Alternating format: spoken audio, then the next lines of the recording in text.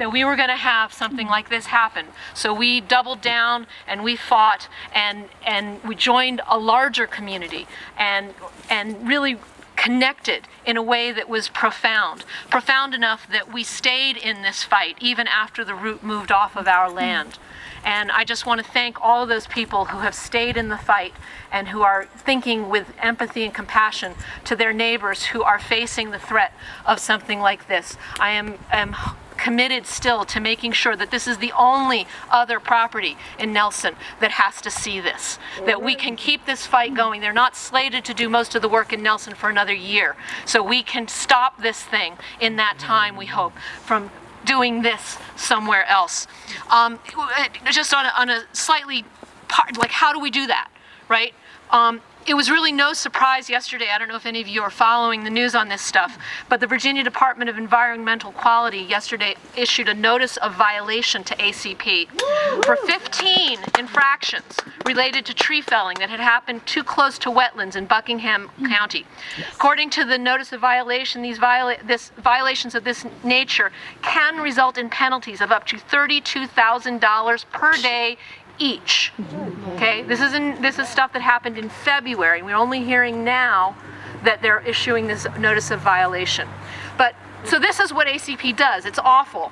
And who knows how many other violations they've racked up since February in other areas that DEQ may be having to investigate. So after almost 4 years of fighting this destructive, corrupt, unjust, unsafe, and most of all, unnecessary project, seeing the carnage here is enough to make any of us question the point of continuing the battle.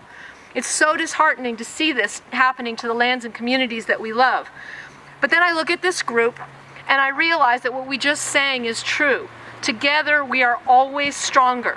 And I'm grateful to you and to the other Nelson folks who've linked arms in so many ways to fight this monster. Did you know that some of the actions that people have been doing, trying to talk to the governor, trying to talk to our representatives, it feels like there's no progress ever, right? Well, Governor Northam's office announced yesterday, also coincidentally yesterday, that effective March 10th, 2 recently passed laws, which were sponsored by Senator Creed Deeds, as well as Senators Montgomery, McClellan, and Wexton, if you want to thank them. They're expanding the authority of DEQ to issue stop work orders on all or part of land disturbing activities associated with natural gas pipeline construction if DEQ determines that those activities have caused or will imminently cause a substantial adverse impact to water quality. So, it's not enough. It's not enough, but it's a little step closer in the direction. The longer we're fighting this, the closer we get to justice. So everybody who's been pointing out to the Virginia government for so long that the safe